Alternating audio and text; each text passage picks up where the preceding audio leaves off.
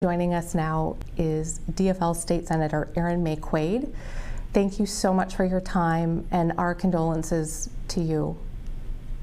Thank you. It's kind of unfathomable.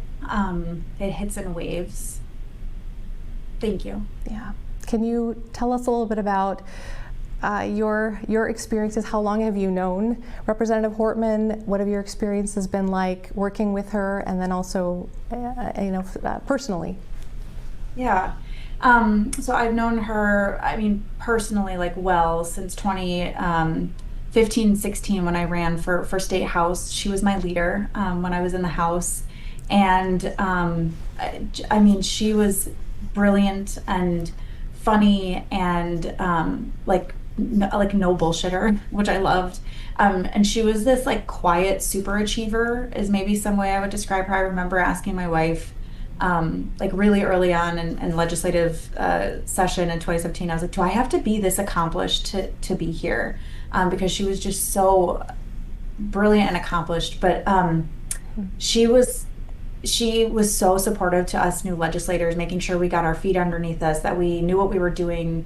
She assigned us mentors. She took time to learn about what we cared about, and helped us find our niche. I had replaced her on a committee, and so she was like, here's all the people you need to know in this issue area, as she was going into more of the leadership role. And I just it's just still really unfathomable that she's gone. Yeah. Can you, if you wouldn't mind, Saturday morning, I'm curious sort of how you found out, what you were feeling, and then of course yourself being someone who is in this type of position. Tell us how you were feeling at that time. It was terrifying to wake up to a lot of calls from folks. Your colleague John Hoffman, his wife, have been shot. The speaker is dead. Speaker Emerita is dead. And he's still at large. And there's a list of lawmakers, Democratic lawmakers. And, I ran and I got my baby and I hid in the closet. And my wife started saying we need to leave. And I looked up at her and I just said, how did we not have a plan for this? And, we went into hiding. We evacuated our house. We went into hiding. And just all weekend we're inside, blinds closed, hiding, in communication with the Apple Valley Police Department. I'm so grateful for their communication, but it just felt really, really scary to know that there was a hit list of Democratic lawmakers, and a person who had that list was not found. And then to not know, were there others, maybe he committed the violence alone, but were there other people that helped do the surveillance, create the list? It just, the unknowables, you're just terrified. Yeah, and along those lines, he obviously is captured. He's a suspect in this case. Do you think about some of the extremist groups that we know exist, and what kinds of things have you thought about as far as safety, or have you had to go down those roads very, very far? So, my other job, we're a part-time legislature, and we all have other jobs. I'm a reproductive health rights and justice advocate, so the anti-abortion extremist movement is not unfamiliar to me. And I actually made a video about the inflammatory rhetoric of that movement, how it inspires extremists to do violent things. But personal, I'm just a suburban mom. I don't think about a security apparatus the way, I'm going to have to. This is definitely an inflection point, and it's going to change the way that we all live our lives. It's just terrifying, and to know that this kind of domestic terrorism was brought in our state. I think there's just going to be a before and after. Yeah.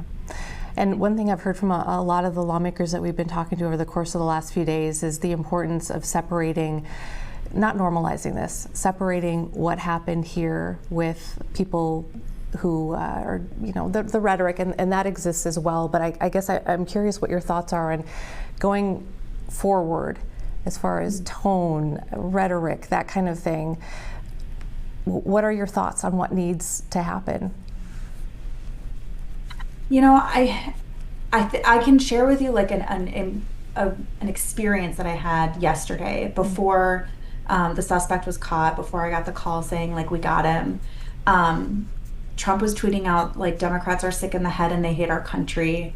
Republican Senator Mike Lee was tweeting out like horrible things, and I appreciate members on both sides of the aisle in Minnesota really calling him to task over that. But like in that moment, I think it brought it back from being like, oh, that's just something that someone says. That was like, okay, someone's spouting off again, to like, oh no, that like people do things because of what people say. And it just felt very like intensified that even if this one suspect is caught, like, are they going to, did he inspire more? Did releasing the hit list online, which I think was very irresponsible, like do the legwork for somebody else. You know, a lot of times extremists like this commit violence alone, but they're often very networked and are radicalized in a place. And I worry about that. Yeah. We just spoke with former Senate Majority Leader Paul Gazelka, who in his social media posts, Republican, in the course of the last couple of days, has called on everyone on both sides to call out people in their own party who are raising the temperature. Is that something that you would support as well? Absolutely. And I think in this particular instance, you know, that would be my ask of my Republican colleagues is like right now, you know, there's an active right-wing misinformation campaign to kind of downplay or excuse or lie about like the full facts here, and it's not helpful. And you know, to take that on because there are going to be more trusted voices on the right than people like me. But I do think it's going to be really important to tone down the rhetoric and specifically like the kind of rhetoric that its natural conclusion is, of course, something violent should happen to those people. Like it's okay to say things that are factual. It's okay to tell the truth. But what it's not okay is to ascribe things like Democrats hate our country or are sick in the head, right? Like the logical conclusion with statements like that are not good things, and they're not neutral things, right? It's okay to rail against policy, but we all do that. But we have to really be careful about how we talk about each other as people and not dehumanize one another. Yeah, you know, just from talking to people on both sides of the aisle, and also just constituents and people, that Americans, I think, are tired of that. Most Americans are really tired of that and really are looking for that change. And a lot of the lawmakers we've been speaking with say maybe this can be part of Representative Hortman's legacy, is that we can all be more kind to each other. Can you just kind of leave us with either a favorite memory of her, or a way that she mentored you, or something that you feel like we should know about her? Yeah, I've been thinking about a lot of random stories. The one that I remember, we were at a conference. She had just been elected leader, and she had been a great leader in the climate change space and had done a lot of work legislatively on climate policy. And moving in as minority leader at the time, she wasn't going to have time to do that. And so she came up to me and she said, okay, you're going to be on the committee, you're going to take over this legislation, and then you're also going to go to this retreat to learn more about it. It's in December, I'll have someone send you the information. And I was like, okay. It wasn't a question. It was like, this is what you're doing now, and I'm very glad you're doing it. And she made a lot of time for me to ask questions, and you know, like get more detail, or you know, say who would I need to contact about this. But I remember when I got my first like Sierra Club Legislator of the Year award, I said like, this is really Melissa Hortman's award. Like everything I've learned was from her, and I'm on the committee because of her. But it was just so like, we got stuff to do. We're not going to have a whole conversation about, do you want to do it? Like, you're doing this. And here we go. And that was very, very her. She was so just like, so to be so smart, so funny, compassionate, and such like an accomplisher at the same time. Like you just don't find that often. And she loved Gilbert. I saw more pictures of that dog on Facebook than, you know, sometimes of her kids. You know, I used to tease her about it. I was like, how's Gilbert? Haven't seen him in 24 hours. Wow. So it just is, I don't know how her kids and like her family, I don't know how any of us go on. Yeah. Yeah.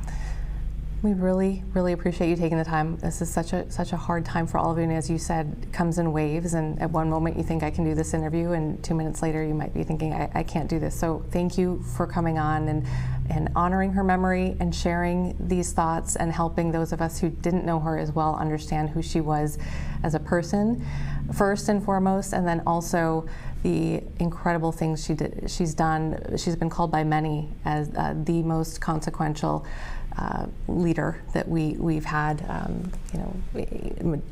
in the history of the legislature here in Minnesota. And I just think you hear that enough, and you start to believe that, yeah, that's got to be true. So, thank you. Thanks. We appreciate it, Senator.